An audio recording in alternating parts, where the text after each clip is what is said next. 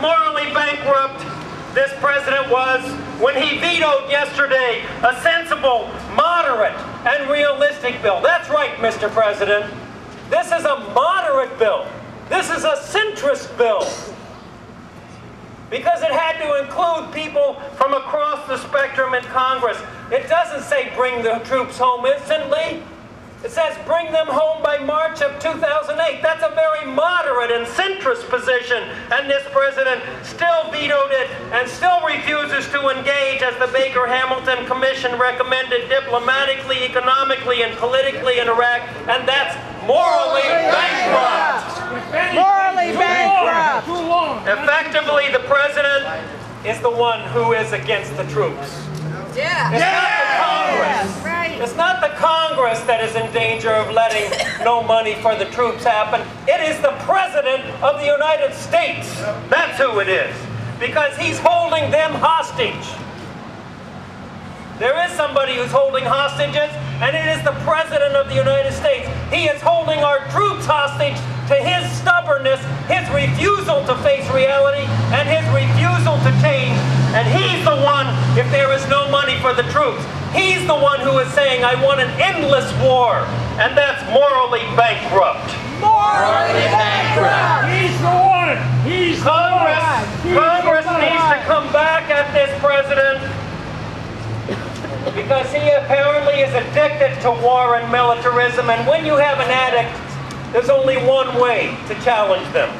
People. You have to keep, that's right, the people, through our elected representatives, have to keep coming back to him over and over and say that we will not rest until we have a bill passed and signed by this president that begins to bring our troops home and begins to exit from Iraq.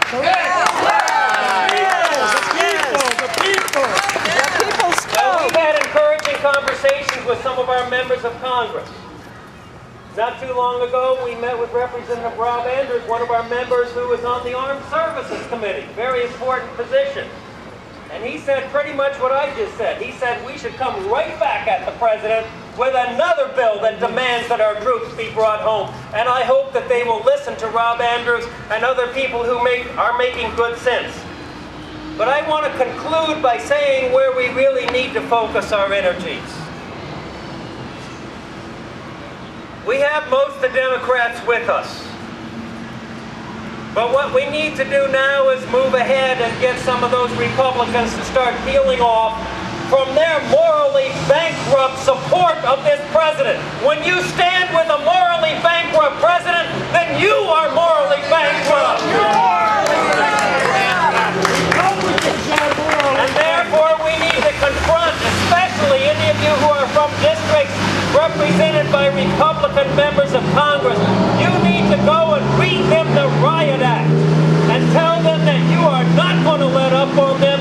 You are going to keep visiting them. You're going to keep coming back. You're going to keep calling. You're going to keep writing. You're going to keep contacting the media and sending letters to the editor until they change their position and start supporting the will of the majority of their constituents and vote to bring our troops home.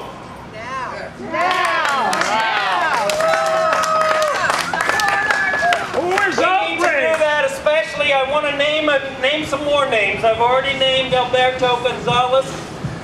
He needs to go just like Rumsfeld went, because this administration is full of people like Paul Wolfowitz, former Assistant Secretary of Defense. You know, they make so much out of their moral righteousness.